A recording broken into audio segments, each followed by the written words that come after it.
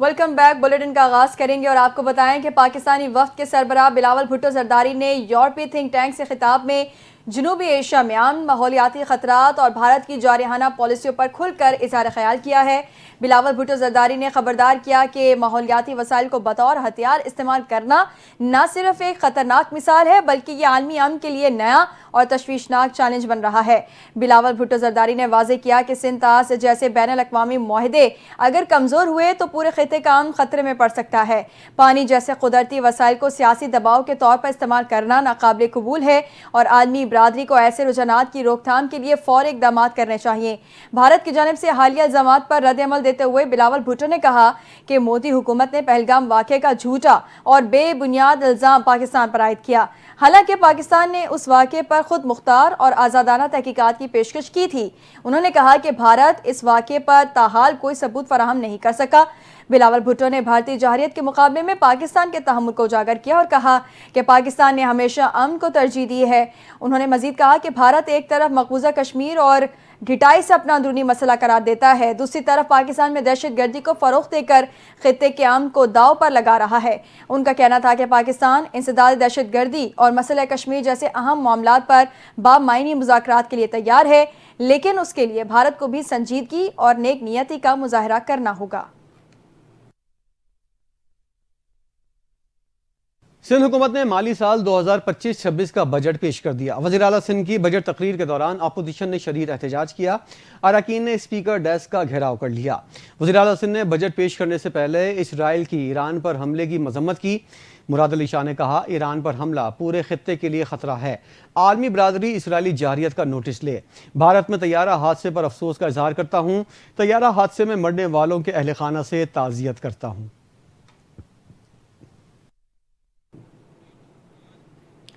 سندھ حکومت نے سرکاری ملازمین کی تنخواہیں 12% تک اور پینشن 8% بڑھانے کا اعلان کر دیا ہے۔ وزیر اعلیٰ سندھ نے کہا کہ بجٹ کا حجم 34.51 ارب روپے رکھا گیا ہے۔ بجٹ تخمینے 3056 ارب روپے کے مقابلے میں 12.9% زائد ہے۔ انہوں نے گریڈ 1 سے 16 تک کے ملازمین کی تنخواہوں میں 12% جبکہ گریڈ 17 سے 22 کے ملازمین کی تنخواہ 10% بڑھانے کا اعلان کر دیا۔ سندھ کے ریٹائرڈ سرکاری ملازمین کی پینشن میں 8% اضافے کا فیصلہ کیا گیا ہے۔ وزیر اعلیٰ سندھ مراد علی شاہ نے بتایا کہ معذور ملازمین کے لیے کنوینس الاؤنس میں اضافہ کیا گیا ہے۔ بجٹ سندھ کی غیر استعمال شدہ صلاحیتوں کو بروئے کار لانے میں اہم کردار ادا کرے گا۔ یہ ایک جامع بجٹ ہے، سماجی بہتری، بنیادی ڈھانچے کی جدت اور اقتصادی خود مختاری کے لیے پرعزم ہے۔ سندھ ایک انقلابی سال کے لیے تیار ہے۔ سندھ حکومت نے صحت کے لیے 326 ارب روپے کا بجٹ مختص کر دیا۔ وزیر اعلیٰ سندھ مراد علی شاہ نے بجٹ تقریر میں کہا صحت کا بجٹ پچھلے سال کے 302 ارب روپے کے مقابلے میں 8% زیادہ رکھا گیا ہے۔ 146 ارب روپے صحت کے اداروں اور یونٹس کو گرانٹس کی مد میں دیے جائیں گے۔ SIUT کے لیے 19 ارب روپے، پیپلز پرائمری ہیلتھ انیشیٹو کے لیے 16.5 ارب روپے رکھے گئے ہیں، جبکہ لاڑکانہ میں ایک نئے اسپتال کے لیے 10 ارب روپے مختص کیے گئے ہیں۔ مراد علی شاہ کا کہنا تھا کہ تعلیم، صحت، انفراسٹرکچر اور فلاحی شعبے کے لیے اضافی فنڈز مختص کیے گئے ہیں۔ گورننس کو جدید بنانے، معیشت کو فروغ دینے کے اقدامات بھی بجٹ میں شامل ہیں۔ بجٹ میں جاری اخراجات کی مد میں 2149 ارب روپے رکھے گئے ہیں۔ گزشتہ سال جاری اخراجات 1912 ارب روپے تھے، جس میں 12% اضافہ کیا گیا ہے۔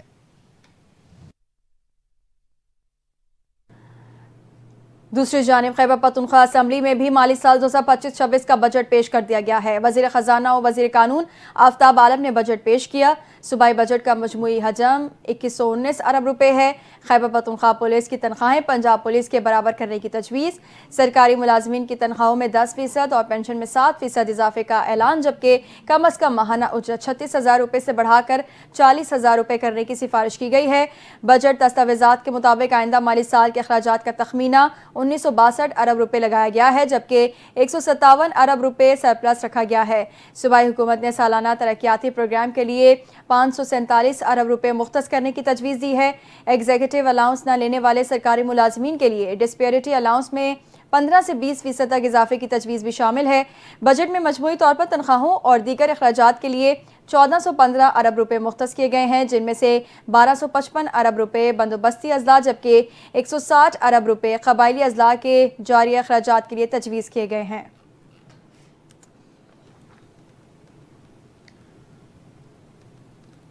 وزیر اعلیٰ پختونخوا علی امین گنڈاپور نے وفاقی بجٹ کو دھوکہ قرار دے دیا اور کہا ہم فاٹا اور پاٹا پر ٹیکس کو نہیں مانیں گے۔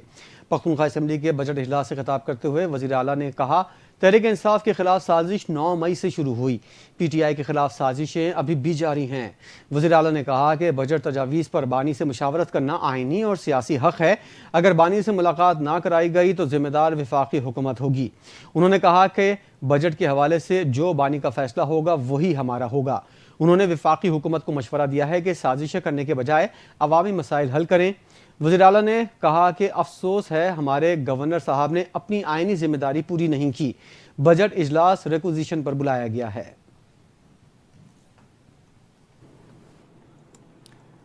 دوسری جانب سندھ اسمبلی میں اپوزیشن لیڈر علی خورشیدی نے کہا ہے کہ بجٹ میں ہماری گزارشات نظر انداز کی گئی ہیں۔ سندھ اسمبلی میں بجٹ پیش کرنے کے بعد علی خورشیدی کے میڈیا سے گفتگو کرتے ہوئے کہنا تھا کہ سندھ کا بجٹ کسی صورت قبول نہیں۔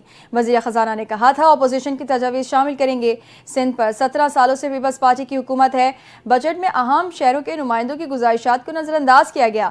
آج حکومت کا آمرانہ رویہ تھا، ایم کیو ایم اس رویے کی مذمت کرتی ہے۔ ہم تو سمجھتے تھے سندھ کے حکمران عوام کو ریلیف دیں گے، بجٹ میں عوام کو کچھ نہیں دیا، جعلی اعدادی اکثریت سے بجٹ پیش کیا گیا۔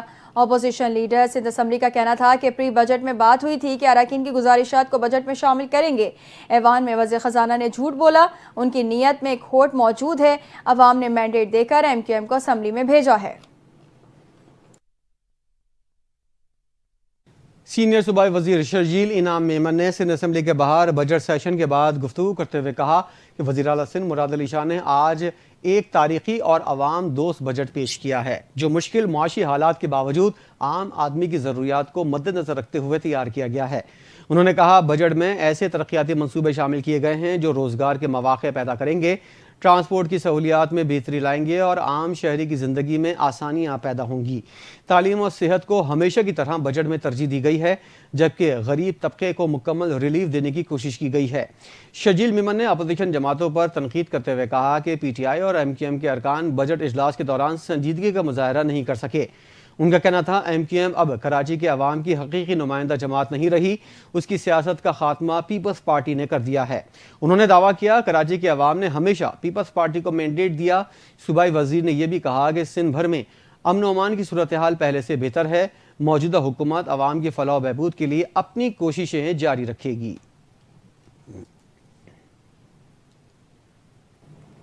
اہم خبر دیں گے، اسرائیل نے ایک مرتبہ پھر ایران کے شہر تبریز اور کرمانشاہ میں حملے کرتے ہوئے بیلسٹک میزائل سائٹس کو نشانہ بنا دیا ہے۔ ایران کے مغربی علاقے کرمانشاہ میں اسرائیلی حملے کے بعد آگ بھڑک اٹھی۔ رپورٹ کے مطابق اسرائیل نے کرمانشاہ میں ایک زیر زمین تنصیب کو نشانہ بنایا جہاں بیلسٹک میزائل ذخیرہ کیے جا رہے تھے۔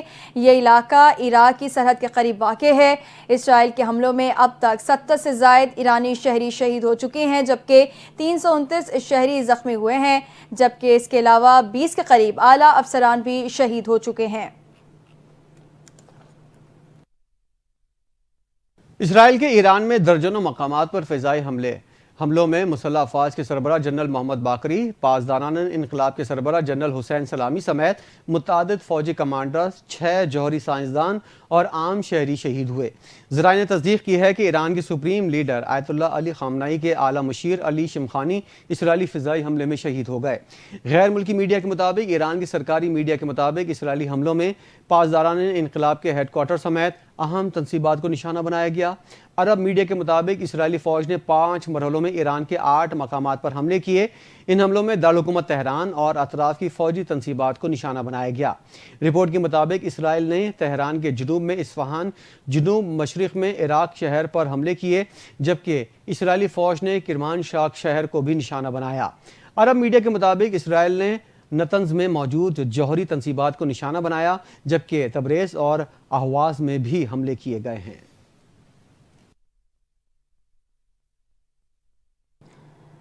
اسرائیل کے ایران پر حملوں کے بعد ایرانی شہر مشہد قم میں مقامات مقدسہ پر ہزاروں افراد جمع ہو گئے۔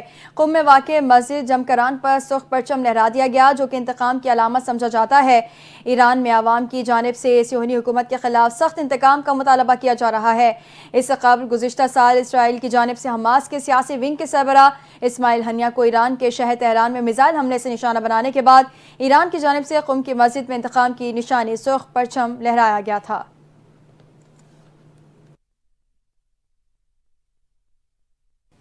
ایران کے سپریم لیڈر آیت اللہ خامنہئی نے تہران پر فضائی حملوں کے بعد 2 اہم عبوری فوجی تقرریاں کر دیں۔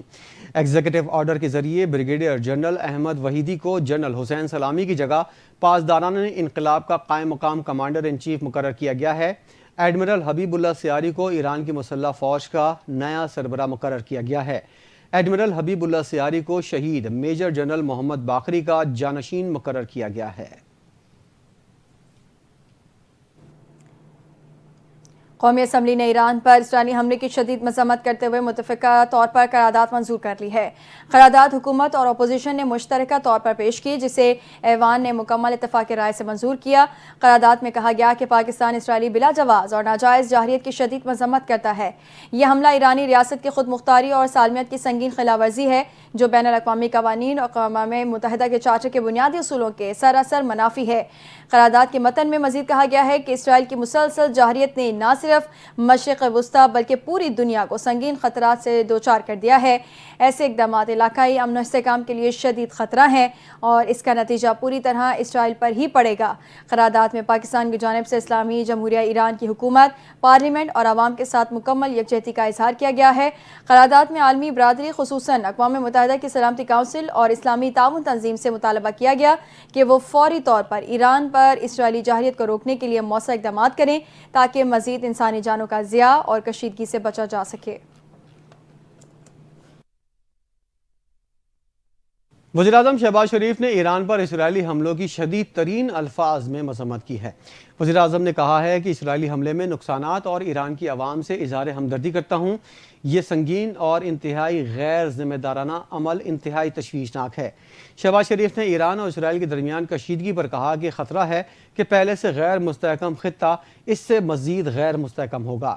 عالمی برادری اور اقوام متحدہ کشیدگی مزید بڑھنے سے روکنے کے لیے اقدامات کریں۔ کشیدگی مزید بڑھی تو خطے اور عالمی امن کو نقصان پہنچ سکتا ہے۔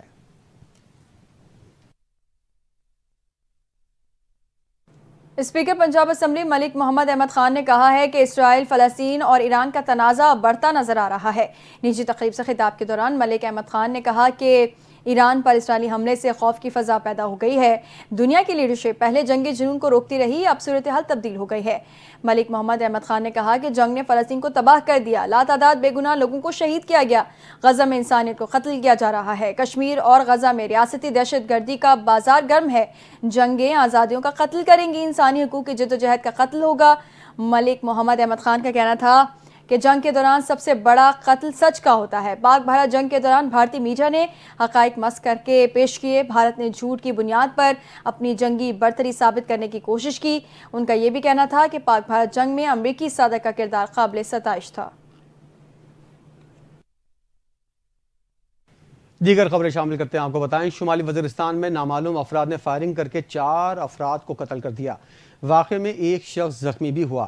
فائرنگ کا واقعہ شمالی وزیرستان کی تحصیل بویا کے علاقے محمد خیل میں پیش آیا۔ زخمیوں اور لاشیں DHQ اسپتال منتقل کر دی گئی ہیں۔ پولیس نے فائرنگ کے واقعے کی تحقیقات شروع کر دیں۔ ملزمان کی گرفتاری کے لیے کوششیں جاری ہیں۔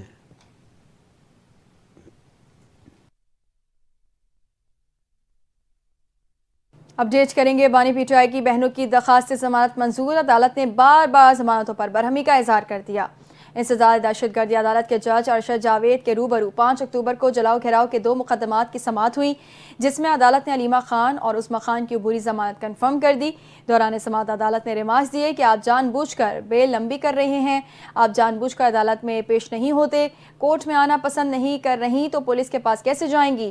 عدالت نے کہا کہ شاہ محمود قریشی کی ضمانت میں بھی آپ نے یہی کیا، 8 ماہ بیل چلائی اور عدم پیروی پر خارج کر دی۔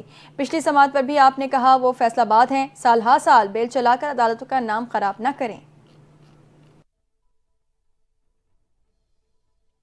گرمی کی شدید لہر نے صحرائے چولستان کو جھلسا دیا ہے۔ انسانی نہیں جانور بھی پانی کی بوند بوند کو ترس گئے ہیں۔ چولستان میں بھیڑ بکریاں موت کے منہ میں جانے لگیں۔ پانی کی قلت کی وجہ سے چولستان میں نقل مکانی کرنے پر شہری مجبور ہو گئے ہیں۔ دیکھتے ہیں صادق عباس سے ریاض بخاری کی رپورٹ۔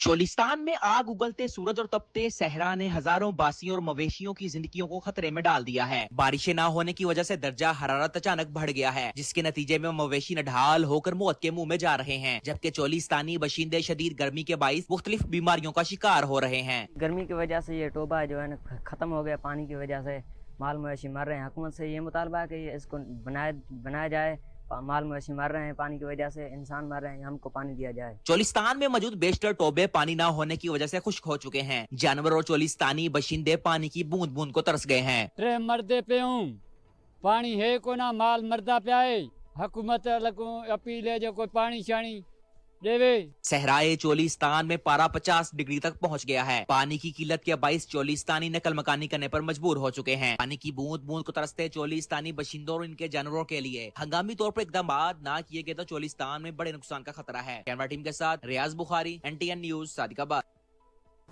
غزہ میں اسرائیلی دہشت گردی نہ تھمی، 24 گھنٹے میں مزید 103 نہتے فلسطینی شہید جبکہ 400 سے زائد زخمی ہو گئے، جن میں خواتین اور بچے بھی شامل ہیں۔ امریکی تعاون سے چلنے والے سماجی ادارے کے 8 فلسطینی کارکن بس حملے میں شہید ہو گئے۔ ادارے کا کہنا ہے کئی کارکن زخمی اور اغوا بھی کر لیے گئے ہیں۔ غزہ میں جاری اسرائیلی بمباری سے انسانی بحران دن بدن بدتر ہوتا جا رہا ہے۔ خوراک، پانی، طبی امداد اور پناہ گاہوں کی شدید قلت پیدا ہو چکی ہے۔ بین الاقوامی تنظیموں نے خبردار کیا ہے کہ اگر فوری جنگ بندی نہ ہوئی تو غزہ ایک مکمل انسانی المی کی شکل اختیار کر سکتا ہے۔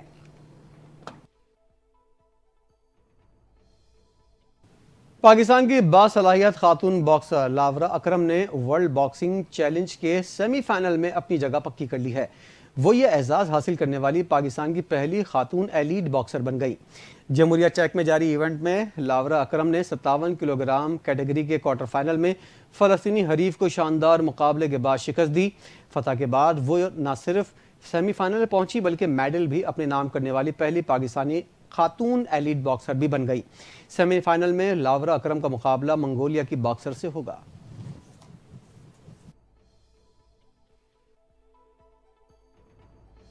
نیوز اسٹوڈیو سے فی الوقت اتنا ہی۔ مزید خبروں اور اپڈیٹس کے لیے آپ دیکھتے رہیے NTN نیوز۔